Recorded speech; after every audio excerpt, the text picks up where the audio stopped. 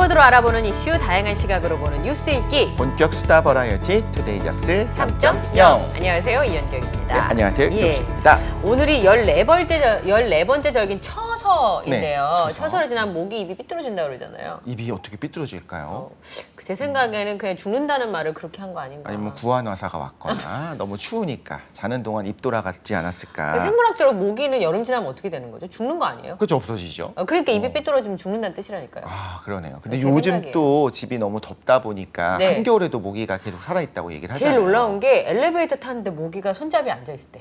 아, 얘 나랑 같이 가는구나, 고충으로. 조금 건방진 느낌이 있긴 하네요. 네, 그래서 예전에 제가 강원도 근무할 때 태백에는 모기가 없어서 음. 약국에 모기향을 팔지 않았어요. 네. 왜냐하면 해발이 700m 넘기 때문에 모기가 거기까지 못 온다고 그러더라고요. 높은 자연적으로는. 데까지. 그래서 제가 봤을 때 엘리베이터를 타면 케이블카도 타고 오겠는데? 이 생각이 좀 든 거죠. 그러니까요. 네. 극지방에 감기가 없다는 얘기들이 있잖아요. 네. 극지방에는 그 감기 바이러스가 살아있을 수가 없기 때문에. 그런데 요즘은 또 사람들이 이제 드나드다 보니까 간다고 하더라고요. 그러니까 세상이 어떻게 돌아가는지를 읽는 게 되게 중요한 것 같아요. 네. 특히나 법의 경우에는 보통 문해력이라는 단어 얘기 많이 하는데 네. 저는 법해력이 좀 있어야 된다. 아, 그러네요. 예, 그래서 그런 얘기를 오늘 해주실 분이 준비가 되어 있습니다. 장미 변호사님과 함께 네. 뉴스는 법이다. 잠시 후에 전해드리도록 하겠습니다. 네, 오늘 기대해 주셔도 좋습니다. 8월 23일 화요일 투데이 잡스 3.0 빅데이터는 알고 있다로 시작하겠습니다. 바로 만나보시죠.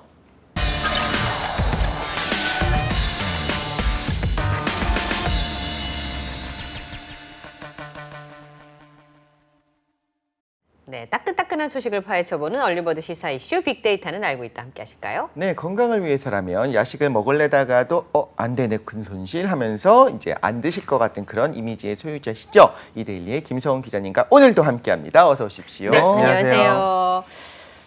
본인의 이런 건강하고 절제하는 사람이라는 이미지 어떻게 생각하세요? 뭐 너무 좋은 이미지인데 사실 야식 먹긴 합니다. 내일 어젯밤에 운동을 뭐 2시간 더 하나요? 어젯밤엔 안 먹었고요. 매일 운동을 꾸준히 하는 거는 사실이고 네. 그냥 속된 말로 저는 그런 표현을 하거든요.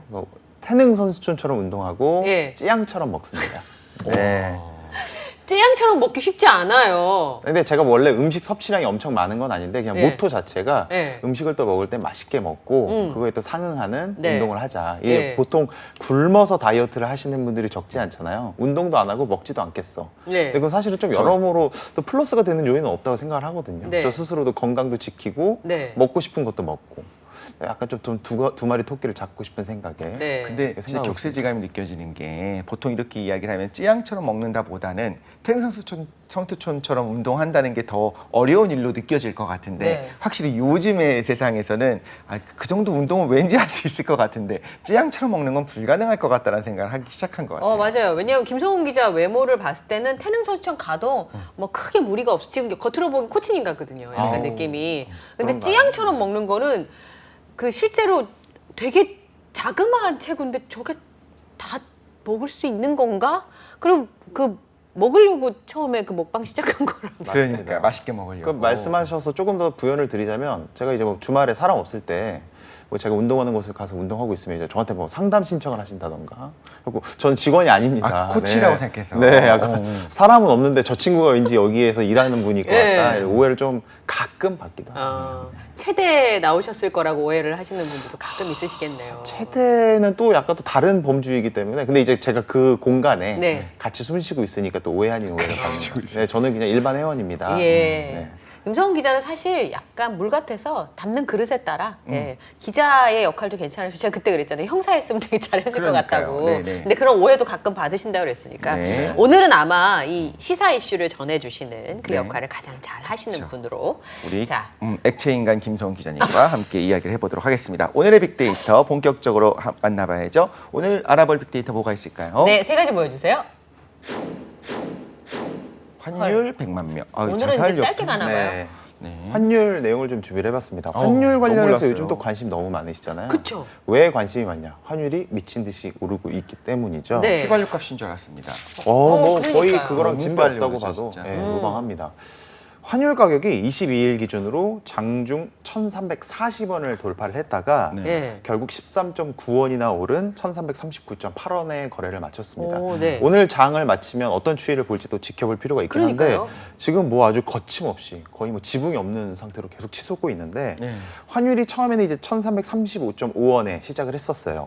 어제. 네. 근데 오름세를 계속 이어가다가 장중 1,340원이 넘으면서 1,340원에 장을 마치는 것 아니냐 얘기가 있다가 결국에는 1,340원에 거의 육박한 1,339.8원에 장을 마쳤습니다.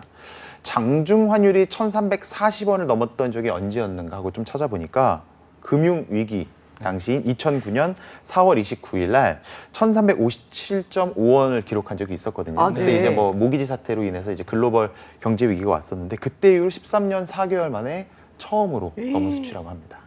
심상치 않긴 하네요. 그렇죠. 그때 이후로 처음이라고 하는 것 자체가 지금의 경제 상황이 네. 뭔가 좀 심상치 않다. 그렇죠. 네. 그러니까 보통 위기라고 할 때 두 가지 징후가 있잖아요. 하나는 이렇게 환율이 말도 안 되는 저런 일이 벌어지는 거 요동치고. 하고, 네. 그다음에 또 하나는 경기가 확 빠져서 이제 주식 시장이 빠지는 건데, 네. 근데 이번에는 좀 다른 신호도 있는 것 같아요. 이 정도 되면 달러 자산을 선호하는 외국인 투자자들이 다 팔고 나가야 되는데 뭐 네. 그렇진 않았다고 그러던데요. 달러가 더 오를 것이라고 전망하는 네. 그런 쪽이 더 우세하기 때문입니다. 그렇죠. 사실 지금 뭐 연준에서도 금리를 계속 올리겠다는 시그널을 보내고 있고 달러가 더 오를 것 같다 이렇게 생각하시는 뭐 증권가의 시각이 있는 건 어쩌면 당연한 건데 생각을 가만히 해보니까 왜 달러 강세가 이어질까 이렇게 생각을 해봤는데 여러 가지 추측이 있습니다. 네. 제가 정답을 알고 있다면 저는 지금 이 자리에 있지 않겠죠? 하지만 여러 가지 추측만 있는 건데 참고만 해주시면 좋을 것 네, 같습니다. 해석이 있는 거죠. 그렇죠? 네, 최근 뭐 미국 정부가 이제 인플레이션 감축법 지난주에도 설명을 드렸었는데, 정부차. 네, 네. 그게 가만히 따져보면 이제 자국 경제를 활성화시키기 위해서 해외에서 들어오는 어떤 뭐 공산품이라든가 그런 거에 대한 수출에 제재를 가하는 그쵸. 형태로도 읽을 수가 있는데 그 얘기인즉슨 미국 국내 투자를 활성화시켜야 된다. 그러면 결국 달러 강세로 이어질 수밖에 없다. 이런 얘기가 있고요. 최근에 미국 소비자 물가 지수가 꺾이면서 약간 미국이 이제 금리 올리는 걸 좀 속도를 좀 줄이는 건 그쵸. 아니냐 이런 얘기가 있었는데 연준 의록을 살펴본 결과 더 세게 올릴 것이라는 또 전망이 우세한 상황이기 때문에 네.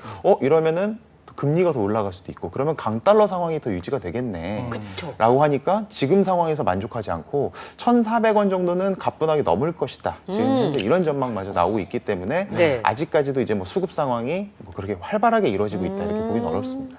하지만 그 그러네요. 달러가 오르는 그 이유에 대한 정답을 알더라도 그 자리엔 계속 계시기 바랍니다. 알겠습니다. 제가 방송 끝나고 그건 알아보도록 하겠습니다. 네. 종신계약서 쓸까요, 그냥? 여기 안 그러면 이 집착은 계속될 것 같아요. 제가 계속 그게 걸려가지고 네. 진짜 정답을 안다면 딴 데 간다고 그러면서 이 말이 귀에 안 들어오더라고요. 네. 김성훈 기자 휴가는 못 가실 것 같아요. 그냥 포기하세요. 제가 이 집착남 따라갈 것 같아. 네. 아닙니다. 자, 네. 두 번째 키워드 함께 볼까요? 네. 두 번째 키워드는 100만 100만 명? 100만 명. 네. 건전지도 아니고. 100만 그리고 명. 정부가 전 국민 디지털화를 사실상 선언한 건데 2022년부터 네. 5년 후인 2026년까지 네. 5년 동안 100만 명 디지털 인재를 육성하기로 해서 화제가 되고 있습니다. 아, 율곡 2도 아니고. 네. 100만 명 디지털 인재. 네. 네. AI도 아니고 이게 뭘까요? 산업계에서 이제 워낙 또 디지털 관련 맞아요. 인력에 대한 수요가 늘어나고 있고 또 자신의 전공 분야에도 디지털 기술을 접목시킬 경우에 더 시너지 내지는 경쟁력이 날 수 있다. 이런 분석 때문에 이런 지금 정책을 내놓은 건데 일상생활에서 디지털 기술을 친숙하게 구사하는 인재를 네. 만들기 위해서 수준별 인재 양성 정책을 펼치겠다 이런 내용입니다. 좀 구체적으로 말씀을 드리면 교육부가 과기정통부와 고용노동부 그다음에 산업통상자원부와 중기벤처부 등 관계부처 합동으로 디지털 인재 양성 종합 방안을 22일 발표를 했는데요. 네. 앞서 말씀드린 대로 현재 국내에서 추산되고 있는 디지털 인재로 분류되는 인원이 약 9만 9천 명이라고 합니다. 아, 진짜 얼마 안 되네. 네, 다양한 정책을 통해서 5년 동안 90만 명 정도를 더 보강하겠다 이렇게 보시면 될 것 같고 네. 정부는 우선 좀 전문 인재를 키워내겠다 네. 이런 캐치프레이즈 아래 대학 내 디지털 분야 관련 학부나 전공을 좀 늘릴 예정이라고 합니다. 이 밖에 디지털 분야 산업 수요 맞춤형 고등학교 이른바 마이스터고라는 네. 게 있거든요. 마이스터고에 또 정원도 늘리기로 하고 직업계 고등학교 대상으로 채용 연계형 직무 과정에 또 이제 디지털 교육을 접목시키는 방안을 추진하기로 했습니다. 자신의 전공 분야, 그러니까 뭐 내가 딱 적확하게 뭐 디지털 관련 전공이 아니더라 하더라도 디지털 기술을 적용하는 것을 좀 돕기 위해서 대학과 민간이 연계한 부트캠프라고 하거든요. 이게 집중 연계 교육 과정이라고 하는데 이 부트캠프도 내년에 도입할 예정이라고 합니다. 마지막으로 또 초등학교, 중학교부터 또 내려가야 하지 그렇죠. 않겠습니까? 예. 초등학교에서도 정보 선택 과목을 도입하기로 했고 네. 중국어 개설 과목 확대도 지금 검토하고 있다고 합니다.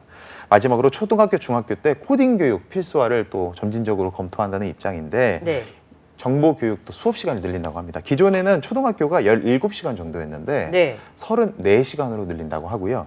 중학교 같은 경우에 34시간이었는데 68시간으로 네. 늘리기로 했다고 합니다. 자, 그러면 100만 명 네. 이렇게 해서 양성 가능해요? 전공자잖아요. 저는 사실 이 얘기를 들으면서 솔직하게 말해봐요.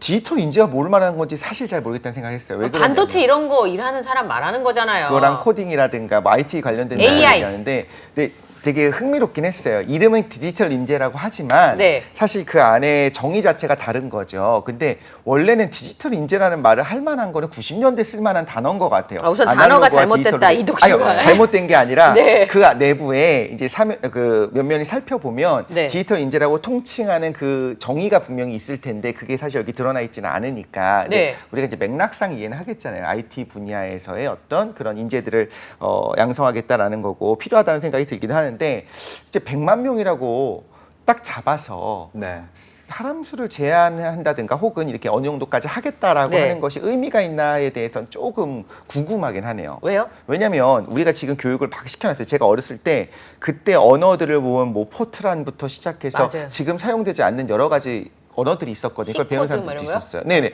C는 지금도 쓰고 있지만 그래요? 어쨌든 네. 지금 사실 거의 안 쓰고 있긴 합니다. 그런데 그걸 교육을 시킨다고 하는 것이 나중에 이제 100만 명이 혹은 뭐 몇십만 명씩 한꺼번에 딱 쏟아졌을 때 그 사람들을 전부 다 이제 취업이 어려울 수도 있습니다. 그럼 점진적으로 그때의 필요에 의해서 어떤 코딩 교육이라고 한다면 좀 가르쳐야 될 부분이 있는데 일단 지금은 인원을 먼저 깔고 가는 것 같은 느낌이 있어서 정책을 위한 정책이 아닐까라는 걱정이 살짝 되긴 합니다. 물론 저- 알아서 잘 하겠지만. 여기서 더 궁금한 건 뭐냐면 사실은 지금 대학 정원은 정해져 있잖아요. 네. 네, 근데 네, 네. 5년 동안 100만 명이면 그냥 산술적으로 네. 1년에 20만 명인데 지금 9만 7천 명, 그러니까 10만 명이라고 계산을 하고 네. 10만 명 나오는 인재를 2배 늘린다는 거잖아요. 2배씩 대학에서. 5년 동안. 네. 그러니까 내년부터 당장 말하자면 2배씩 졸업하는 사람이 나와야 되는데 네. 대학교에서 교수님들이 같은 사람인데 2배씩 길러낼 수 있냐고요. 장비는 있어요? 그럼요. 그건 가능하겠죠. 왜냐하면 그냥 학생들이 알아서 따라오는 거죠. 아, 공부는 왜냐하면 본인이 하는 겁니다. 공부를 본인이 하는 거예요? 당연하죠. 왜냐면 1학년부터 4학년까지 하는데 4년 걸리잖아요. 네. 네. 1학년 입학해 정원 늘리는데 근데 지금 1년 만에 2배씩 나올 수 있을까 저는 그게 좀 의문이었고 교수님들을 한꺼번에 2배씩 늘릴 수 없잖아요. 그렇죠. 그거 가능한가? 뭐 장비도 서울대학교에 있는 연구소에 있는 그것도 몇십 년 돼서 줄을 서야 된대요. 반도체 하는 사람들이. 줄을 2배 서야겠네요, 이제. 네, 장비는 그러면 2배를 늘려주던지 서울대에도 그런데 다른 학교는 장비가 과연 있을까 이런 의문들이 좀 들어서 네. 제가 여쭤봤고 전 이제 애엄마니까 코딩 물어보고 싶었어요. 네. 코딩. 예, 우리 꼬마도 코딩 장난감을 가지고 저한테 뭘 자기가 프로그래밍 했다고 보여주는데 아까 얘기했잖아요. 지금 배우는 게 그때 쓸 수 있냐. 네. 지금 애들 코딩 교육을 하는 게 이게 디지털 인재를 만드는데 한 10년 걸리는데 배우는데 아주 쓸모없는 거 아니에요? 사실 이런 건 있는 것 같아요. 어떤 언어를 배우느냐도 중요한데 코딩을 한다고 하는 건 그 언어에 맞는 적합한 언어를 배운다는 개념으로서가 아니라 내가 구상해서 네. 그걸 알고리즘으로 보여줄 수 있느냐 그 능력을 기르는 거예요. 사실 어떻게 보면 오. 논리력 기른다고 생각을 하시면 될 것 아, 같아요. 논리력? 네, 논리력. 그래서 약간 이게 적합한 예일지 모르겠는데 PD님 같은 경우에 편집을 하시잖아요. 네. 근데 편집 툴들이 많이 있어요. 네. 근데 프리미어는 잘하고 뭐 베가스는 못하고 뭐 그 파이널 컷은 못하고 이게 아니라 네. 사실은 감각이라는 게 있으면 이 툴이 바뀌더라도 얼마든지 잠깐 적응하는데 뭐 하루 이틀 정도 걸리겠지만 잘하는 사람은 두루두루 잘합니다.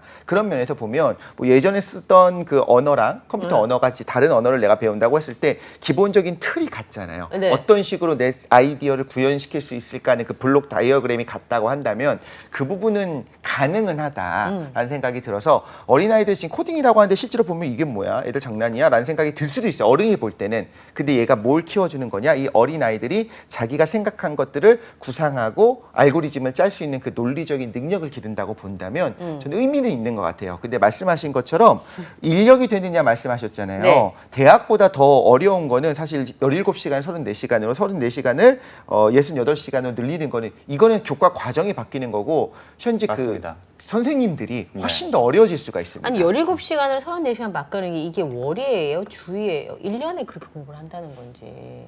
그런 연단일 겁니다. 네. 그러니까 제가 말씀 연 단위로 17시간 공부하는 게 34시간 늘어난다고 해서 의미가 크게 학기 단위라고 한다면 그러니까 어느 정도 흔적을 아이들한테 머리에 남길 것이냐. 거의 뭐 제가 볼 때는 꼬리뼈와 같이 흔적 기관으로 이렇게 지나가는 거랑 똑같지 않을까. 근데 또 이런 생각도 듭니다. 교육을 보면 미술, 음악 이런 걸 우리가 배웠었잖아요. 중요하기도 네. 하고. 근데 저 같은 경우는 이걸 하면서 나랑은 정말 안 맞는구나라는 걸 깨달을 수도 있어요. 근데 거기서 너무 행복을 느끼는 아이들도 있습니다. 다양한 것들을 일단 맛보게 해주고 네. 그 안에서 자기의 재능을 찾아가게 하는 학생들도 있을 수 있잖아요. 그래서 코딩 교육을 하는데 누군가는 나 이거 몰라 힘들어 이렇게 하는데 너무 재밌다. 내가 상상하던 것들을 만들어낼 수가 있네라고 하는 아이들을 키워낸다면 그게 사실 어떻게 보면 좋은 영재 교육이 될 수 있잖아요. 네. 그런 면에서 저는 또 우리 정부 잘하고 있다 어. 생각할 수 있는 부분이 있는 것 같습니다. 전 좀 추가로 말씀드릴 수 있는 게 일단 또 교육계 목소리를 조금 전달해드리자면 아, 네. 뭐 우려의 목소리가 나오고 있는 게 어떻게 보면 좀 당연한 얘기겠죠. 실제로 대학교육연구소 추계를 한번 살펴보니까 2024학년도 대학 입학 예. 가능 인원이 39만 명 정도 된다고 합니다. 아, 39만. 근데 이제 학령 인구는 계속 감소하고 있는 상황이니까 그러네요. 매년 줄어들 가능성이 있고 예. 두 번째로 생각해볼 문제가 이 뭐 39만 명의 대학 입학 가능 인원이 전부 뭐 코딩을 배운다던가 네. 전부 AI를 공부하지는 않을 거 아니에요. 그렇죠. 그렇죠. 학문에 대한 뭐 다양성을 존중을 해야 되니까. 그러니까 사실상 여기서 또 저희는 실질적 인원을 추산을 하다 보면은 과연 이 정부가 100만 디지털 인재 육성을 선언을 아, 했는데 그러네요. 이들 분야에서 공급 전망치를 실질적으로 채울 수 있느냐라는 네. 얘기가 뭐 정치권 안팎에서 나오고 있고 부족 인원이 지금 뭐 60만 명, 70만 명 네, 가까이 네. 되는데 100만 명을 양성한다고 한다면 뭐 수요가 훨씬 많은 거잖아요. 남잖아요. 공급되는 그쵸? 양보다 이 인원을 어떻게 할 것이냐에 대한 네. 문제도 있고 저는 또 약간 또 거시적인 측면에서 그런 생각도 좀 듭니다.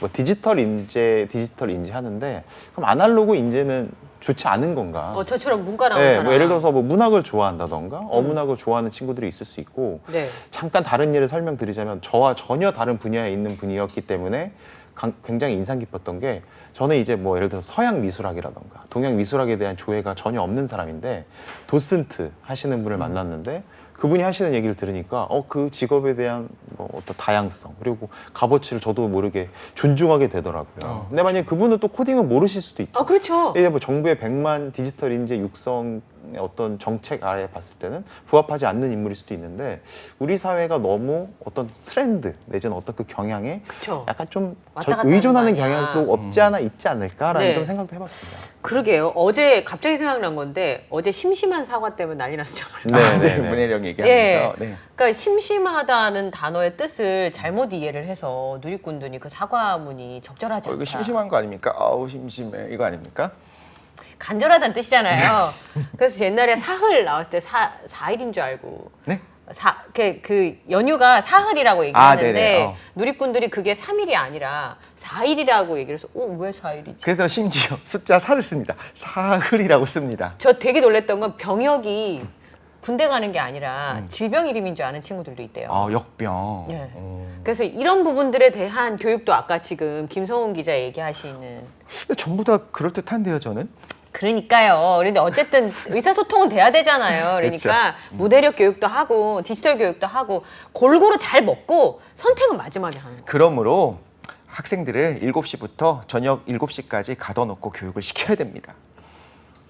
라고 생각할 수는 없잖아요. 아, 그렇죠. 그런 면에서 보면 맛보기를 하는 건 좋은 것 같아요. 네. 말씀하신 것처럼 저도 네. 그 음악 같은 부분, 조예가 깊은 분들도 있는가 하면 근데 이런 거 있어요. 교양이라고 하는 부분들이 있는 것 같아요. 그래서 뭐 저 같은 경우는 잘 모르지만 바로 음악이니 이건 고전이라더니 이 정도만 구분할 수 있으면 되는 거지 모두가 화성학을 공부할 필요 없는 거잖아요. 그런 면에서 생각을 해보면 코딩이라고 하는 것도 모두를 뭐 프로그래머를 키워낸다는 건 아니고 그래도 기본적인 소양으로서 논리적으로 표현할 수 있는 방법. 그러면 도슨트 하는 분들이 코딩도 할 수 있다. 기본적인 걸 할 수 있다라고 한다면 훨씬 더 이제 시너지가 있지 않을까 생각이 들긴 합니다. 오늘 2대1로 했는데 안 되세요.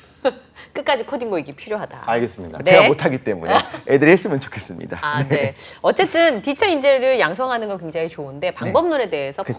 폭넓은 의견 수용이 좀 필요하지 않을까 맞습니다. 싶어요. 예. 마지막 키워드는 아침부터 너무한 거 아니에요, 기자님? 네, 상당히 또 말씀드리기 신중한 키워드이기도 합니다. 그래요? 거기다 여기 키워드 100만 명 옆에 자살이었으니까 되게 좀 이렇게 가슴이. 아까 앞에 환율 있잖아요. 그러니까 약간 연결되는 것 같아요. 그러네요. 경제 때문에 뭐 이렇게. 예. 최근 초등학생들 사이에서 극단적 선택을 이제 표현하는 이런 퍼포먼스가 또 유행처럼 번지고 있다고 해서 준비를 해봤는데 유행이라고요? 네, 이거 단순 장난이라고 또 치부하기도 너무 좀 신중한 상황이고 네. 실제로 극단적인 선택으로 또 이어질 수 있는 또 우려도 있기 때문에 엄중한 좀 주의가 필요하다 이런 지금 얘기가 나오고 있습니다. 틱톡 잘 아시죠? 네, 그 틱톡이 짧은 거 워낙 또 올리는 이제 거요? 뭐, 네. 예, 많이 보시는 영상 플랫폼인데 여기서 이제 저연차 아이들이 나이가 어린 아이들이 나는 실패작이라서 필요 없는 아이래. 무슨 짓을 해도 소용이 없는 것 같아. 숨이 막혀 아파와. 다시 태어나면 난 사랑받을 수 있는 아이가 됐으면 좋겠어. 라는 내용의 어떤 이 극단적인 내용을 좀 이제 뭐 올려요? 올리는 것이 또 지금 유행처럼 번지고 있다고 하는데 사실 이게 장난으로만 치부할 수는 없는 아니, 내용 문제거든요. 심각한데요? 네, 플랫폼 업체가 직접 나서서 이런 내용을 좀 규제해야 된다 얘기가 나오고 그렇죠. 있지만 사실상 아직도 뭐 구체적인 뭐 가이드라인이라던가 뭐 움직임은 아직까지 나오고 있지 않은 상황입니다. 전문가들은 초등학교 저학년의 경우에는 어떤 뭐 현실과 상상 세계의 구분이 명확하게 구획되지 않은 세대이기 때문에 그렇죠. 이런 행동이 반복되면 실제 행동으로도 이어질 수 있기 때문에 또 각별한 좀 주의가 필요하다 이렇게 좀 얘기를 하고 있는 상황입니다. 적절한 비유인지 모르겠지만 저 어릴 때는 남동생들이 그 장롱 위에 올라가서 보자기 묶고 슈퍼맨처럼 진짜 날 줄 알고 날아보는 애들이 있어요. 진짜로 그거 믿었죠 네. 그때는. 그러니까 그게 약간 내 머릿속에 있는 것과 현실의 차이가 있다는 걸 인지 못한다는 뜻이잖아요. 그쵸, 뭐 어릴 땐 그럴 수 잘못했다 있죠. 그런 게 아니라 근데 아이들이 이런 말을 뭐 장난이든 아니면 남들이 한 걸 따라한 것이든 간에 이런 얘기를 계속하는 건 실제로 아까 말씀하신 행동에 옮길 가능성이 있네요. 진짜. 말이 씨가 된다고 하잖아요. 그러니까요. 또 이런 부분도 신중하게 접근해야 될 필요가 있는 게 지난해 경찰이 접수한 자살 신고 건수가 역대 처음으로 10만 건을 넘어서기도 우리나라 했거든요. 1위잖아요. 네, 맞습니다. 국민의힘 정우택 의원실이 경찰청에서 받아서 공개한 자료를 한번 보면은 지난해 경찰이 접수한 자살 신고 건수가 10만 7,511건으로 5년 전인 2017년과 비교해서 무려 57.1% 증가를 했다고 합니다. 세상에. 올해 들어서 7월 현재 6만 4,378건이 자살 신고가 접수가 됐는데 이런 추세로라면 올해도 전체 신고 건수가 10만 건을 돌파할 가능성이 상당히 높은 상황이라고 합니다. 최근 몇 년간 이렇게 또 자살 신고 건수가 증가한 배경을 살펴보니까 코로나19가 지금 뭐 거의 3년째 접어들고 네. 있잖아요.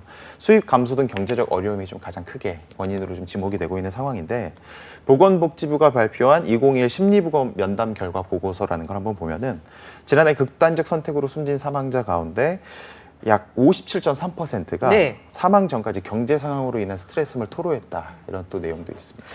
그러니까 이제 전에 얘기했던 것처럼 경제적으로 어려워지면 아이들에게도 좋지 않은 영향이 가고 아이들한테 이런 우울한 정서가 번지고 있다는 건 혹 누군가가 네. 어른의 생각을 아이들한테 이렇게 넣어준 건 아닐까? 네. 너는 실패작이야 라든지 너는 태어나지 말았어야 되는데 맞아. 라는 말을 예. 무심코 흘린 걸 아이들이 주워 들은 건 아닐까. 저는 그러니까. 그런 네. 공포가 좀 생기네요. 하나하나가 진심이 아닐 수도 있죠. 어떻게 그럼요. 보면 아니, 틱톡 진심이 플랫폼이 아니죠. 원래 그러니까. 네. 그렇지만 이런 이야기를 마치 유행처럼 번지다 보면 자기도 모르게 그런 언급을 자기 말로 하면서 생각할 수 있어요. 어떤 별거 아닌 상황에서도 왜 이런 일이 벌어졌지 할 수 있기 때문에 이거 하나만 언급을 하고 싶습니다. 그 자살이라고 하는 극단적인 표현을 그냥 언급하겠습니다. 그래도 여기 좀 주의해야 될 부분이 있어서 그런 자살 언급할 때 주변 사람들이 이렇게 얘기한 경우가 있어요. 야, 진짜 죽을 사람 저런 얘기 안 해라고 하는데 아니라고 합니다. 많은 전문가들이 실제로 이러다가 뭐 그러니까 어른들 같은 경우에 이런 내가 죽고 말지 뭐 죽는다 이런 얘기를 입버릇처럼 하는 분들이 실제로 실행에 옮길 가능성도 높다고 해요.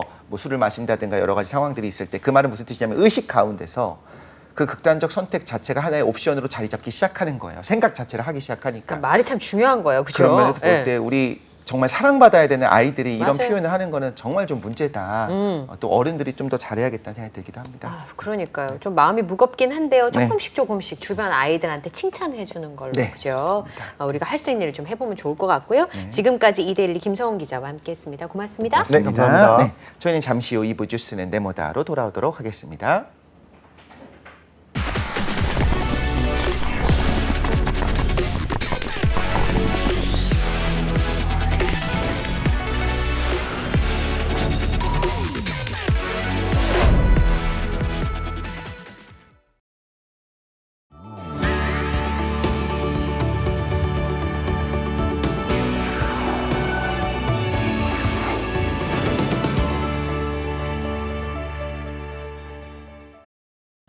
뉴스 읽기로 시작해서 어디로 튈지 모르는 요절복통 도미노 토크 뉴스는 네모다. 오늘은 뉴스는 법이다로 함께하겠습니다. 네, 이 시간 우리의 장미 장유미 변호사님과 함께합니다. 오늘도 나와 계십니다. 어서 오십시오. 안녕하세요. 안녕하세요.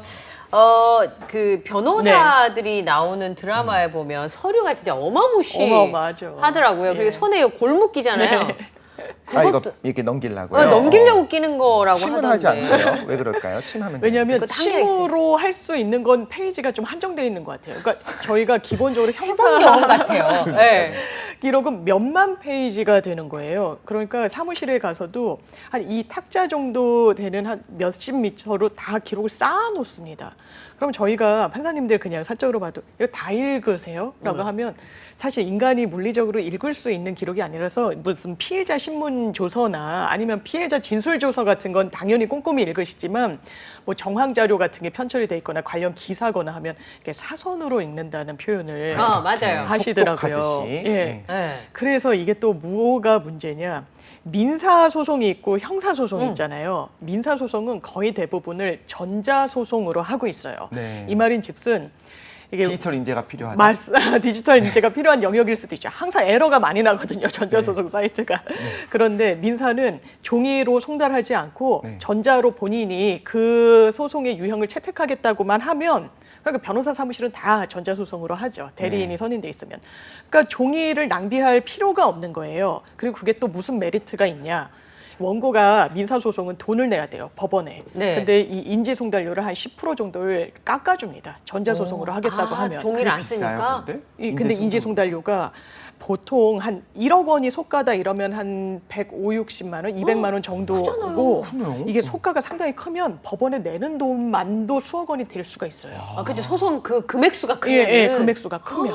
그래서 그게 어마어마한데 10%면은 또 작은 소송은 모르지만 큰 소송에서는 그게 상당히 큰 비용일 수도 있는데 문제는 형사소송은 훨씬 기록이 많아요. 보통 네. 민사소송보다. 그러겠죠. 민사는 당사자들이 내는 거지만 형사는 이런 수사기관에 뭐 압수물이니 뭐니 다 편철이 돼 있으니까. 근데 이게 전자소송이 아직 아주 극초반 단계예요. 그러니까 이게 실무화되진 않았고 상용화되지도 않았고 그냥 아주 주요 몇몇 사건에 대해서 좀 리딩 케이스 이런 느낌으로 하고 있어서 종이가 상당히 낭비가 됩니다. 그래서 나무들 어떡하죠? 예, 저희 각 변호사 사무실, 뭐 드라마에서 나오는 송무팀 직원분들 계시잖아요. 제일 싫어하는 업무가 법원에 복사를 하러 가는 거예요. 왜냐하면 그걸 들고 오는 개념이 아니라 이 수사기관 검찰이 갖고 있는 이 엄청 많은 양의 기록을 하나하나 다 복사를 해야 돼요. 그래서 이게 비용도 많이 들고요. 이 종이값은 또 변호사들이 내야 되거든요. 그다음에 그리고 사선으로 볼 건데. 그러니까 어차피 다 보지도 않을 건데 이게 주요한 건지 아닌지는 사실 봐야 알죠. 알 수 모르니까. 없죠. 그렇죠. 예, 그러니까 일단 다 복사해오고.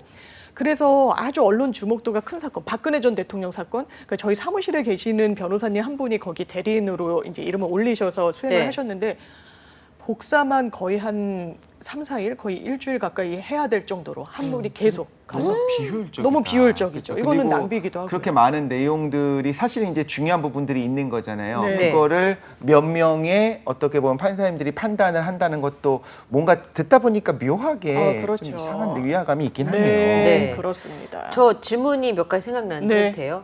그 이준호 씨가 송무팀 그래서 소속이잖아요. 저도 이준호 씨 얘기를 예. 하고 싶었어요. 근데 생각해 보니까 이 섭섭남인 그 이준호 씨만 알아지 송무팀은 뭐 하는 팀이에요? 송무팀은 여러 가지 일을 합니다. 그러니까 저희가 속가 같은 거 만약에 5억 원짜리 소송이다 네. 그럼 인지송달료 이걸 다 계산을 해야 돼요. 그리고 이 5억 원이다 딱 떨어지면 좋은데 부동산이다 이러면 이 부동산 등본과 관련해서 떼서 이게 시세가 얼마고 그리고 뭘 달라고 하는 건지에 따라서 속가가 다르게 돼요. 이걸 네. 송무팀 직원분들이 전문성이 있기 때문에 아. 이런 부분들 계산을 한달지 그리고 또 금전으로 환산할 수 없는 소송들이 있어요. 가처분. 지금 뭐 이준석 전 대표가 하고 있는 거 이런 건 환가가 안 되잖아요. 돈으로. 네.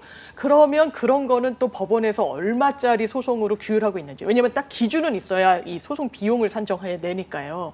그런 것들이 있고 5천만 원, 5,100원인가로 산정이 돼 있습니다. 이 가처분 사건은. 그리고 이런 부분뿐만 아니라 아까 말씀드렸다시피 법원에 가서 또 제일 중요한 건 선고를 듣는 겁니다. 선고를 들어요. 예, 왜냐하면 드라마 같은 데 보면 선고가 상당히 중요하잖아요. 저희가 네. 재판하면 거의 마지막 단계고. 근데 변호사가 그걸 직접 들으러 가진 않아요. 그 얘기 들었어요. 네. 어차피 가봤자 멱살 잡히는데 뭐하러 가냐. 아, 그래요? 네. 모르는 게 뭐예요? 네, 여러 가지 사유가 있을 텐데, 그러니까 변호사가 실제로 소송 수행과 관련해서 할 일이 없고, 예, 이건 기계적으로 듣기만 하면 되기도 하고, 네. 그래서 말씀하신 대로 또 결과가 안 좋으면 그 바로 자리에서 또 원망을 듣는 부분도 저는 좀 그러니까요. 있는 것 같아요. 그래서 송무팀 직원분들이 가서 선고를 챙겨주시는데 그게 또 만만치가 않습니다. 왜냐면 끝점까지 정확하게 계산이 되는 이런 소송들이 민사에서 많아요. 뭐 되게 복잡한 거 있잖아요. 뭐 2억 9,321만 원에서 원 단위까지 나오는 거. 그럼 네. 잘 안 들린단 말이에요. 네. 그리고 판사님이 엄청 친절하게 딱 부러지게 말씀해 주시느냐. 그렇지도 않아요. 네. 이렇게 웅얼 이렇게 되듯이 말씀을 주시면 또 네. 그걸 잘 못 듣고 그럼 의뢰인한테 이거를 정확하게 설명해 드려야 되는데 왜냐면 판결문이 바로 나오지가 않거든요. 아, 바로 나오는 게 아니에요? 네. 전 나눠주는 줄 알았어요. 심지어 민사 그러게요. 판결문은 그나마 주긴 줍니다. 그러니까 네. 민사 판결문은 이 원피고에게 전자든 아니면 뭐 그냥 종이 송달로 소송을 했든 송달은 해줘요. 네, 너무 오잖아요. 오는데 우편으로. 전자로 하면 그 다음 날이나 아니면 오후쯤에 빠른 재판부는 그렇게 받는데요. 형사 판결문은요 보내주질 않아요. 아예 신청을 별도로 해야 그 수령이 가능합니다. 아, 그러면 잘 들어야 되네요, 선고도? 굉장히 잘 들어야 되고요. 녹취도 안 되고. 또 뭐가 문제냐면 민사는 판결문을 보내주기 때문에 받은 날로부터 잘 못 들었어도 아 내가 이런 부분에서 졌구나. 그럼 내가 항소를 해야 되겠다. 이걸 받은 날로부터 14일 안에만 항소하면 돼요. 민사소송은. 근데 형사소송은요. 일단 피고인은 절대적으로 가야 됩니다. 이 선고를 들으러. 왜냐하면 법정 구속이 되는 경우도 있잖아요. 아, 그러네요. 법정에서 구속을 네. 해야 될 필요성 등등. 그래서 아예 안 나오면 선고 자체를 안 하는데 만약에 그 부분을 잘 못 들었다. 근데 대략 그건 아주 복잡하게 주문이 나오진 않기 때문에 그런 경우는 없는데 일주일 안에 항소를 해야 돼요. 그런데 판결문을 또 받는데 시간이 더 걸려요. 민사보다 신청하고 그걸 또 받고 이러다 보니까. 아, 그래서- 잘 들어야 되네요. 그리고 예 아주 중요해요. 이런 지금 말씀드린 항소 기일은 불변 기일이라고 해서 하루라도 늦게 내잖아요. 이거 왜 하루 늦게 냈어? 너 이거 날짜 지키라고 법에 정해져 있는데 이거 어머. 못해. 우리 판단 안 해줄 거야. 당신이 웅얼거렸잖아. 이렇게 하면 안 되는 거죠? 네, 어. 딱 그럼 들은 미움사요. 날짜. 아, 그렇죠. 예, 그럼 안 됩니다. 그래서 안 되고 이게 정말 복잡한 게 소장을 딱 받으면 소장 받으시는 분들 많으시니까 30일 안에 답변서를 내라고 돼 있어요. 네. 그건 또 불변기일이 아니에요. 한참 지나서 내도 아무런 어. 불이익이 없어요. 근데 이걸 또 하나하나 알아가는 건 이건 뭐 정말 뭐 로스쿨에서 가르쳐 주는 것도 아니고 그쵸, 예, 실무적인 정말 실무를 하면서 근데 그런 전반적인 업무를 하시는 게 우리 그 우영우 변호사가 좋아하는 이준호 송무팀 씨. 예, 이준호 송무팀 씨. 이준호. 그 이 모든 것들에 대한 프로페셔널한 그런 정말 전문 변호사님이 바로 우리 아닙니다. 장유미 변호사님이다 이런 생각이 예. 들기도 합니다. 근데 오늘 우리가 이야기해야 될 주제들이 있습니다. 네. 그럼에도 불구하고 저도 너무 흥미로워서 빠져들었는데 네. 이런 질문들을 계속 하게 되면 우리 장유미 변호사님이 신나서 또 이거저거 설명하시느라고 우리 본편 주제 못 들어가는 걸 알고 있음에도 불구하고 질문했다. 이런 게 바로 방송을 방해하는 어떤 미필적 고의가 아닐까라는 생각이 드는데 예. 사실 저 반밖에 못했어요. 그렇죠. 뭐, 근데 저도 궁금해요. 아, 이거 예. 이따 우리 얘기해 볼까요? 네. 평소에 너무 궁금했었던 것 중에 하나가 이거예요. 미필적 고의에 아, 의한 예. 뭐다라고 이야기가 나오는데 미드 많이 보죠. 수사물 많이 보고. 좋아합니다. 그러니까 지금 네. 오늘 방송 보시는 분들 중에서 네. 기사를 많이 보시는 분들도 있지만 네. 범죄 추리물을 좋아하시는 많이 분들이 보시는 너무 많기 분들 있죠. 때문에 네.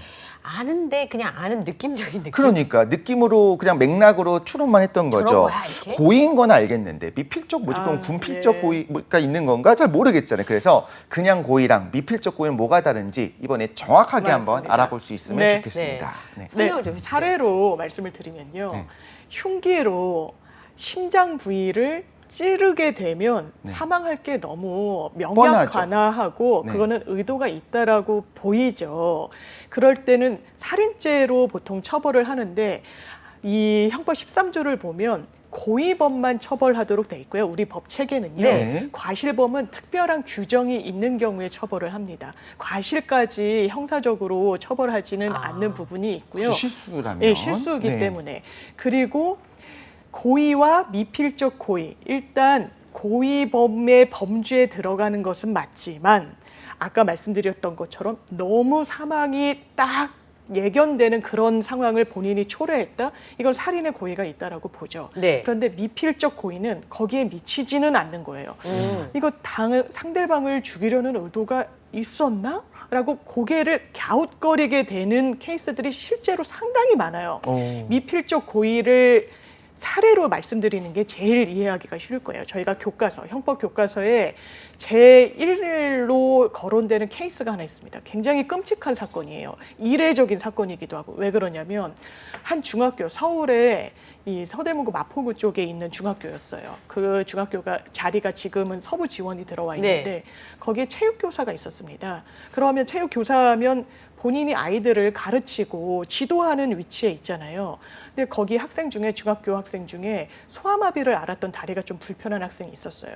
상당히 좀 부유한 학생이었던 것 같습니다. 이게 남학생이었는데 이 학생을 학교 교사가 주교사 사건이라고 하는데 납치를 합니다. 근데 이게 왜 충격적이었냐? 아이를 집에 이 납치를 했는데 혼자 그것도 중학생 정도 되는 체격의 아이를 납치하는 게 쉽지는 않잖아요. 그렇죠. 거기에 조력을 한 학생들이 있었는데 여고생들이었어요. 뭔가 부적절한 관계였습니다. 교사와. 교사와. 네. 그래서 사회적으로 굉장히 큰 충격파를 줬습니다. 네. 이게 돈을 뜯어낼 목적이었어요. 아. 이 사업을 하는 아버지에게 내가 당신 아이를 데리고 데리고 있다. 그 당시에 4천만 원, 80년도였어요. 4천만 원을 내놔라. 아, 그렇게 큰 돈은 어렵다라고 하면서 굉장히 장기화됐는데 이미 아이가 사망한 이후에도 돈을 뜯어내려고 이런 범행을 저질렀던 겁니다. 살아있는 것처럼. 예, 살아있는 것처럼. 꼭 그러더라고요. 그럼 이 학생, 피해 학생이 어떻게 사망했냐? 일단 아이를 결박을 했습니다. 이 손발을 묶었고요. 도망가지 못하게 의자 같은 거에 앉혀두고서는 결박한 끈을 창문 같은 거에 매달아뒀어요. 많이 도망갈 수 없도록. 그리고 입을 반창고 같은 걸로 이렇게 봉을 했고요. 모포를 씌워놨습니다. 어머 세상에. 아, 그건 너무 좀 그런데 기소가 되고 재판에 넘어가니까 너 살인의 고의가 있었다. 이 아이가 이 상태로 두면 죽을 거라고 알지 않았냐라고 했습니다. 그 부분과 관련해서 전혀 나는 그런 사망까지는 몰라요. 내가 납치한 거, 감금한 거 나는 인정한다. 그래서 이게 고의가 있고 없고에 따라서 상당히 적용되는 죄가 달라져요. 만약에 고의가 없었다. 그러면 감금치사인 겁니다. 가뒀다가 감금을 그렇죠. 했는데 내가 의도치 않았지만 아이는 사망했다라는 구조인 거고요. 저 흔히 말하는 정말 맞습니다. 의도를 했다고 하면 뭐 교살, 액살 이런 식으로 해야 그렇죠. 되는데 그런 건 없었던 그런 행위는 거다. 없었죠. 네. 그리고 대신 아니다. 이거는 미필적으로나마 사망할 걸 알았다. 미필적 고의가 있었다. 이 법리가 팽팽하게 맞섰어요. 예측 가능했다. 맞습니다. 그랬을 때 미필적 고의의 요건이 무엇이냐? 네. 나는 이 아이가 사망할 걸 인지했다, 알았다, 예측 가능했다. 이 요건이 하나가 있어야 되고요. 네. 사실 죽어도 할 수 없다라는 내심의 용인의 의사가 있었다. 아, 죽어도 어쩔 수 없지 뭐 라는 의사가 있었다라고 법원에서 판단을 받아야 미필적 고의가 인정이 됩니다. 어쩔 수 없죠. 그러니까 예. 여기 적극적으로 내가 구호행위라든가 그런 걸 하지 않았다는 네. 게 중요하네요. 예측과 용인 이 네. 두 가지 요건이 합쳐져야 미필적 고의가 인정이 되는데 네. 그렇게 교과서에서 보면 사실 좀 잘 들어오진 않습니다. 이 상황에서는 법원이 미필적 고의가 있다라고 봤어요. 왜냐하면 그냥 감금했다고 중학생이 바로 사망하지 않는 게 통상적이기는 그쵸. 하죠. 그런데 오랜 기간 일단 제대로 식사도 주지 않으면서 결박 상태로 두었고요. 그쵸. 이런 판결문에 설치가 나옵니다. 이런 음료수 있잖아요. 작은 병에 네. 든 음료수를 아이가 사실상 이렇게 기운이 빠져서 널브러져 있으니까 입에 넣으려고 하는데 이걸 삼키지를 못했다는 설시가 있어요. 사실 인정 중에. 이게 그냥 흘러나오는 걸 보고서도 외출을 한 이후에 들어와서 사망을 확인했기 때문에 이 정도 상황에 사람이 그러네요. 놓여 있으면 사망할 걸 예측했다. 그렇죠. 그러면서도 본인이 나가면 아, 이건 죽어도 어쩔 수 없겠다라는 용인에 있었다라고 법원이 본 겁니다. 그러네요. 이런 게 미필적 고의가 인정된 사례라서 저희가 드라마 같은 데서 아니면 뭐 법정물에서 미필적 고의라고 상당히 많이 좀 논란이 되는데 그러니까 애매하기 때문에 더 법적 쟁점이 많아서 그런 거예요. 미필적 고의가 살인 사건에서 인정되지 않은 예도 있습니다. 이게 70년대에 있었던 건데 네. 그 당시에 막 누가 나를 고자질했다라고 격분한 거예요. 한 사람이. 네. 그러면서 낫을 사용을 하잖아요. 네. 시골에서는. 그걸 그냥 무차별적으로 휘두릅니다. 근데 이걸 말리고 자제시키려는 사람들이 거기에 크게 다쳐요. 그렇죠. 그런데 안타까운 게 그 낫에, 그러니까 아마 부모님이 더 자제시키려고 했을 거 아니에요. 아들이 그렇게 난동을 부리면. 아버지를 흉기로 낫으로 찌르는 아버지가 돌아가시게 됐어요. 존속살인이네요. 존속살인은 또 가중처벌 받잖아요. 그러니까요. 이게 또 쟁점이 됐습니다. 이거 살인죄다. 이렇게 낫을 휘두를 때는 사람이 죽을 수 사망을 있다. 할 거라는 거 알 수 있었던 거 아니야? 이거 살인죄로 처벌해야 되는 거 아니야? 아닙니다. 저는 진짜 몰랐어요. 라고 주장이 팽팽히 맞선 겁니다. 검찰은 이거는 미필적으로나마 고의가 있었다. 피고인은 몰랐습니다. 저 이런 상황이 도래할 줄 몰랐어요. 근데 한편으로는 진짜 몰랐을 수도 있을 그래서 것 같아. 법원이 그때는 대법원까지 갔는데 이 피고인의 손을 들어줬습니다. 이 사람이 난동을 부린 건 맞지만 네. 아버지를 살해할 고의 미필적으로나마 있다라고는 좀 보여지지 않는다. 그러니까 아니, 뭔가 네. 이제 잘못한 건 맞고 그건 맞습니다. 인정하는 거잖아요. 근데 네. 이렇게 휘두를 때 에이 누구라도 걸려서 죽여야 이런 네. 생각을 한 건 아닐 거다라는 그렇죠. 거잖아요. 폭행치사 정도로는 인정을 할 수 있을지언정 왜냐하면 내가 의도하지 않은 상황이 도래하면 치사 내지 치상 네. 이걸 결과적 가중범이라고 하는데 폭행치사라고 하면 내 의도는 폭행이었어. 사람을 때리려는 네, 거였어. 네, 네. 그거는 뭐 부인할 수 없는데 네. 결과적으로 훨씬 가중한 결과가 도래했다. 사망의 결과. 네. 그랬을 때는 치사라고 이 죄명에 붙이거든요. 네. 폭행치사, 폭행치상 뭐 이런 결과적 가중범과 고의는 이렇게 분별이 되는 개념입니다. 그러면 살인의 경우에 네. 아까 말씀하신 그 미필적 고의에 의한 살인과 고의에 의한 네. 살인이 달라요, 형량? 이게 형량 자체는 같아요. 왜냐하면 이런 그래요? 법정형 자체는 살인을 한 사람은 5년 이상의 형 아니면 사형 무기에 처한다라고 돼 있지 이게 미필적이려면 3년 이상 이렇게까지 아주 세부적으로 돼 있지는 않습니다. 다만 법원에서 실제로 판결을 내리는 그러니까 법에 써 있는 법정형이 있고요. 네. 이걸 기계적으로 저희가 계산하는 식이 있습니다. 뭐 양형 상상적 기준 경험, 같은 예, 건가요? 이런 네. 하면 처단형이 나와요. 처단형이 있고 실제로 판사가 내가 이러저러한 정황을 좀 고려해서 조금 올리든지 아니면 조금 내리든지 좀 자율적으로 판단을 내리는 선고형이 있습니다. 네. 최종적으로 피고인이 받는 건 선고형인데 네. 이런 법정형, 법에 매우 세부적으로 하나의 행위마다 이런 그 법정형을 달리 규정해 놓고 있지 않아요. 그렇기 때문에 미필적 고의는 재판 과정에서 판사가 양형을 정하는 데 있어서 참작이 되는 겁니다.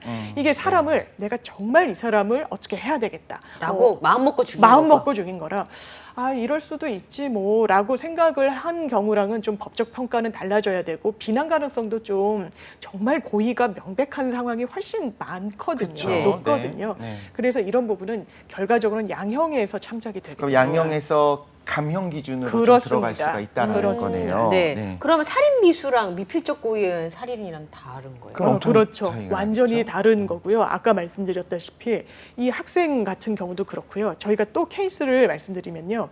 이게 이런 경우가 있었습니다. 연인 관계였던 것 같아요. 남자분은 굉장히 체격이 큽니다. 네. 그리고 운동을 여러 해에 걸쳐서 한 유단자였어요. 네. 상대 여성 사망을 했는데요.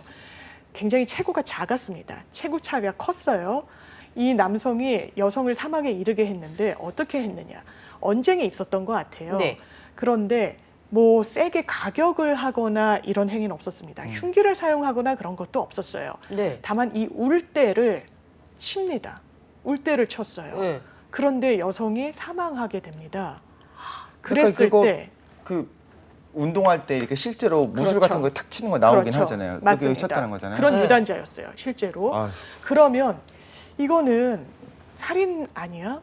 거의 고의가 있다라고 봐야 되는 거 아니야? 정말 명확한 고의는 없더라도 미필적으로나마 고의가 있었던 거 아닐까? 네. 법적으로 쟁점이 됐어요. 이 피고인 당연히 다투겠죠. 보통 울대를 쳐서 가격해서 사람이 사망할 거는 통상적이지 않다. 예상할 수 없다. 예상할 수 없다라고 이것도 어느 정도 타당하잖아요. 네. 들으면 합리적으로 들리기도 하고. 그런데 재판부 이 남성의 손 들어주지 않았습니다. 왜냐하면 제가 처음에 말씀드린 이런 사정들. 이 사람은 보통 사람이 아니었어요. 유단. 일반인이 아니고. 유단자였어요. 운동을 하고 사람의 치명적인 급소잖아요. 급소를 알고 있었습니다. 운동하면 그런 부위를 또 피해야 되기도 하고 그렇죠. 하기 때문에 인식을 하게 되잖아요. 울 때는 뭐 여러 사람의 급소가 있지만 굉장히 가격을 짧은 시간에 했다고 하더라도 그 정도가 세면 사람이 사망에 이를 수 있는 부위입니다. 그럴 것 같아요. 예. 아니 이런 데를 한 게 아니잖아요. 엉덩이, 뭐 맞습니다. 허벅지 이게 아니잖아요. 맞습니다. 위험하고 당연히 급소같이 느껴지는데, 그러니까 일반적인 사람들 혹은 뭐 초등학생들이 싸우다가 이렇게 했다가 아니고 그거랑 유단자는 이미 맞습니다. 배우고 있는 상황에서 이걸 했다라고 하는 거는 분명히 적어도 인지는 했을 거다. 이 사람 내가 이렇게 치면은 죽을 수도 있겠다. 죽어도 어쩔 수 없겠다라는 인식이 있었다고 재판부가 본 거예요. 또 이런 체구 차이, 저희가 이런 형사 재판에서 위력을 행사했다, 뭐 이런 거 했을 때 나 위력 행사한 적 없어요. 저는 전혀 그런 적 없습니다라고 하면 뭐 피해자와 가해자의 어떤 체격 차이도 상당히 상세하게 좀 기재를 합니다. 키가 190에 몸무게가 거의 90 이러면 거구라고 좀 평가를 받잖아요. 그런 사람이 만약에 한 40kg 정도의 아주 가냘픈 여성과 이 물리력의 이 차이가 상당합니다. 현저하거든요. 그렇죠. 그러면 위력이 있었다고 판단받을 가능성이 좀 높아지는 거예요. 네. 이런 경우도 그렇습니다. 지금 인식을 말씀하셨잖아요. 맞습니다. 정확히 인식이라고 하는 거는 그 맞아요. 부분에 대해서 내가 생각을 하거나 상상하거나 뭐 사고의 회로가 있었다의 개념이 아니라 네. 알 수 있었느냐로 봐야 되는 건가요? 맞습니다. 그러니까 예를 들면 어떤 사람이 정신적으로 진짜 이제 진단서를 냅니다. 이 사람 분노 조절 장애가 있어요. 이런 경우에 눈에 뵈는 게 없어져서 이런 정말. 경우에도 인식이 있다고 봐야 되나요? 아니면 그거는 인식을 못했다고 봐야 되나요? 이게 사실 인식이란 개념이 내심의 의사예요. 내가 정말 이 상황을 정확하게 인지하고 있었는지 아니었는지.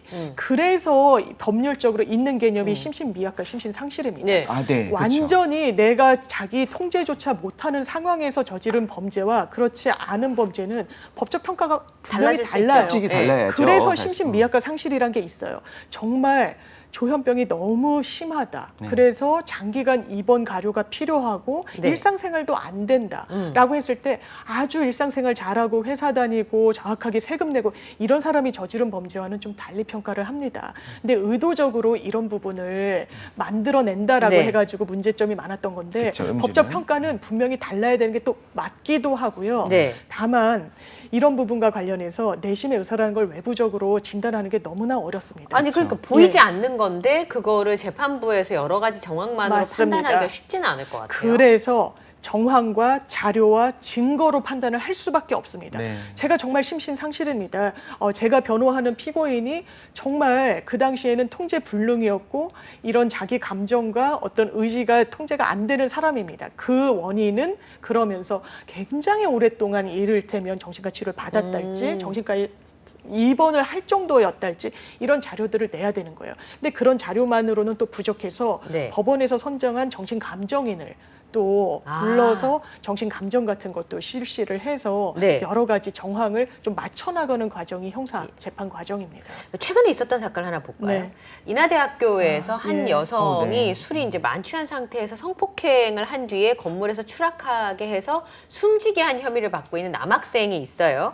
그런데 처음에 경찰에서 혐의 적용을 할 때는 중강간 치사죄였습니다. 네, 맞습니다. 그런데 검찰에 넘어가면서 이게 살인죄를 적용을 했는데 아까 말씀하신 것처럼 이렇게 하면 이 여성이 사망할 수 있다는 걸 알고 있으면서도 방치하고 도주했다. 그렇죠. 라고 해서 미필적 고의에 의한 살인 혐의를 네, 적용을 한 거잖아요. 맞습니다. 예. 경찰 단계에서는 아니 이게 신입생 학생들이었어요. 네.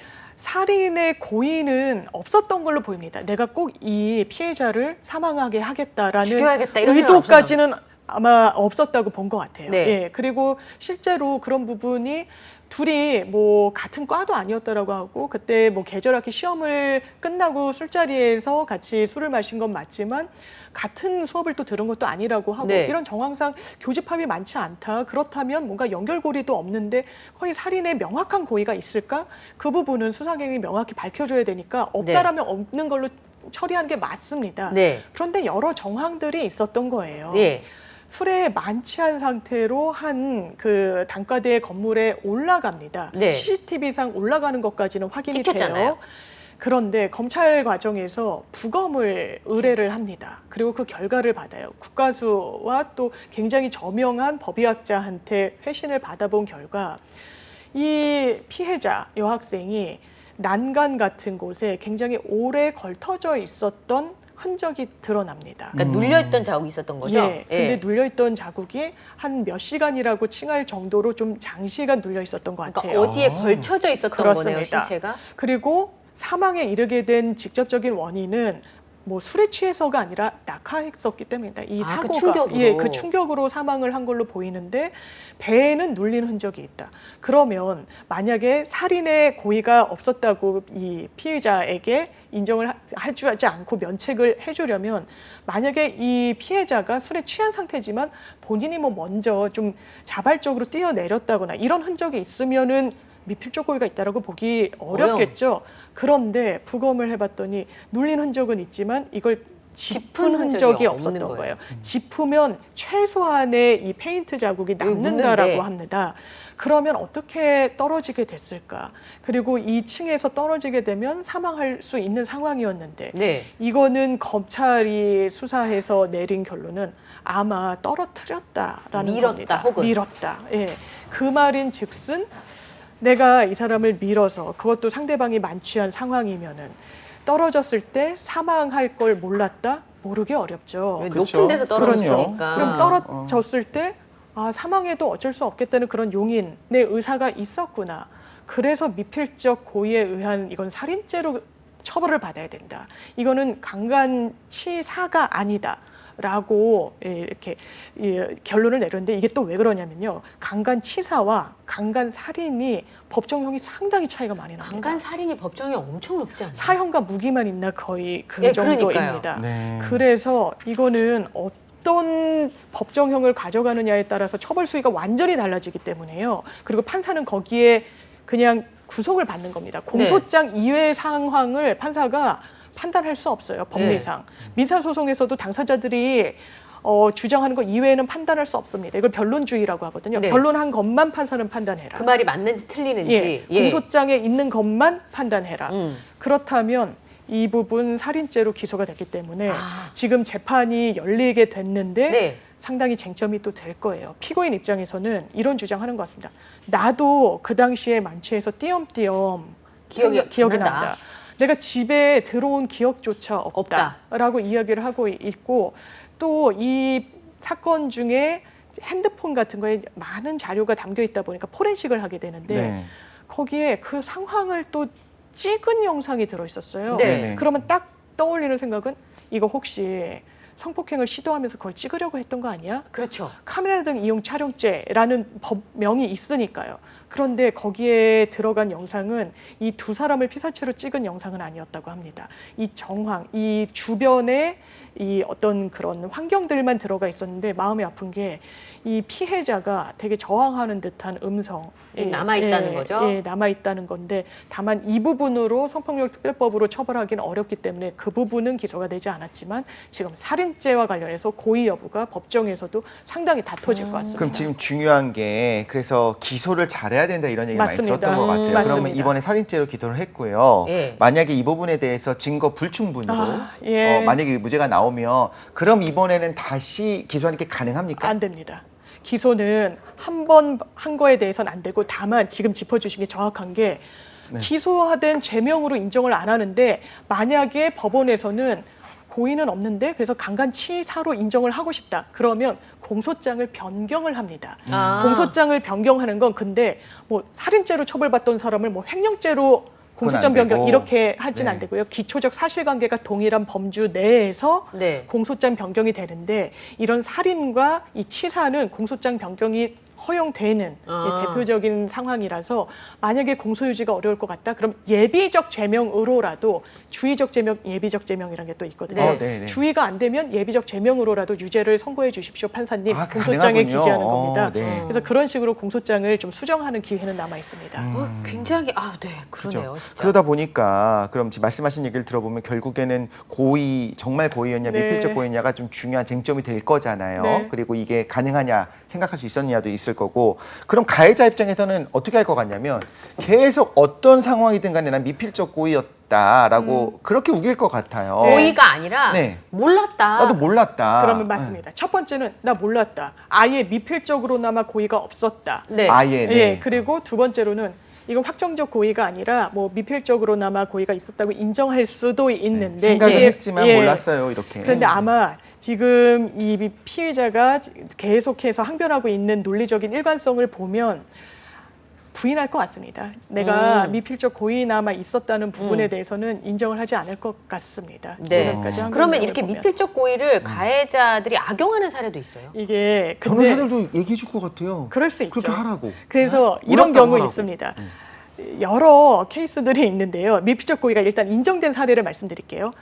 청소년 유해 업장에는 청소년 고용하면 안 되잖아요. 당연하죠. 근데 이 사장이 청소년을 고용했어요. 네. 그러면서 야, 너 혹시 미성년자 아니야? 아니에요, 사장님. 네. 그리고 이런 업소에 고용이 되기 위해선 건강진단서 같은 게 있어야 필요했는데 되잖아요. 남의 걸 가져와요. 네. 그러니까 청소년 유해 업소에 청소년을 취직시켰다. 기소가 됩니다. 네. 무슨 소리예요? 나 물어보고 건강진단서까지 받았습니다. 네. 왜 나 그런 고의가 없었어요? 몰라서 얘가 나를 속였어요. 네. 그치. 고의 있다라고 봤습니다. 미필적 고의가 있다라고 본 게 법원 판결이었어요. 얼굴이 달랐나? 네, 뭐 여성의 어떤 그 외모 같은 것도 그때는 판단의 기준이 됩니다. 굉장히 어려 보인다거나, 보이고. 그리고 이게 남의 거임을 충분히 알 수 그 있었다라는 정도로 정황들. 달랐다는 거죠 사람이. 예, 이게 미필적 고의. 또 한 부분은 집회 시위하면 통제하잖아요. 네. 택시 기사분이 상당히 언짢으신 거예요. 오지 마세요. 경찰이 그럽니다. 그러니까 굉장히 참고 딱 멈췄어요. 그러면서 30cm 정도, 굉장히 근접한 거리에 판결에 30cm라고 써 있습니다. 이런 상황에서 왜 지금 일로 통행하시면 안 되고 좌회전으로 돌아 나가셔야 되는지를 설명하니까 화가 나셔서 확 꺾어서 좌회전을 해서 나가요. 경찰이 부딪혔습니다. 아이고. 어머. 미필적 고의가 있다고 봤을까요? 없다고 봤을까요? 공무집행 방해였습니다. 이 부분은 미필적 고의가 있다라고 봤습니다. 그래요? 30cm 근접한 상황에서 내가 핸들을 즉각적으로 꺾으면 부딪힐 수 있는데 그 공무집행 방해는요. 우리가 그냥 공무집행 방해로만 뉴스에 나오지만 요건이요. 폭행 협박이 요건입니다. 공무원을 폭행하거나 협박해야 이 공무집행 방해죄가 성립하거든요. 이건 폭행이 있었다고 본 거죠. 살인 미수는 아니었네요. 예, 그래도. 예. 네. 근데 안 되는 경우도 있습니다. 예. 네. 정말 여러 가지 이야기를 듣다 네. 보니까 정말 아쉬운데 네. 우리가 다음에 또 네. 좋은 기회가 있으면 알겠습니다. 이야기를 계속 들어보면 좋겠습니다. 지금까지 뉴스 듣는 법이다. 장윤민 변호사님과 함께했습니다. 오늘 함께해 주셔서 감사합니다. 고맙습니다. 네, 고맙습니다. 투데이 잡스 3.0 오늘 준비한 내용은 여기까지고요. 저희는 내일 같은 시간에 만나 뵙도록 하겠습니다. 네, 다음 시간에 또 만나요. 안녕. 안녕.